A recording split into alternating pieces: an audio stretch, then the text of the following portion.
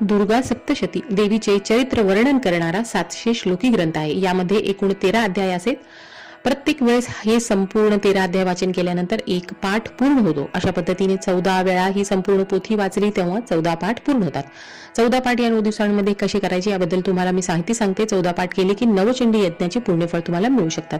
देवघरापुढे आसनावरती बसून तुम्हाला हा ग्रंथ वाचायचा आहे। तुम्हाला ग्रंथ हातामध्ये किंवा मांडीवरती ठेवून नाही वाचायचा, पाटावर चौरंगावर ठेवा, दिवा लावून घ्या, ग्रंथाला हळदी कुंकू वाहा, स्वतःला हळदी कुंकू लावून वाचनाला सुरुवात करायची आहे। आता 14 पाठ कसे करायचे तर रोज तुम्ही 2 पाठ अशा पद्धतीने तुम्ही 7 दिवसात 14 पाठ करू शकता, किंवा पहिले 5 दिवसामध्ये तुम्ही रोज 2 पाठ जर केले तर 10 पाठ झाले, आणि त्याच्यानंतरच्या 4 दिवसामध्ये तुम्ही दररोज 1 वेळा हा पाठ वाचला तर एकूण 9 दिवसामध्ये 14 पाठ अशा पद्धतीने तुम्ही पूर्ण करू शकता।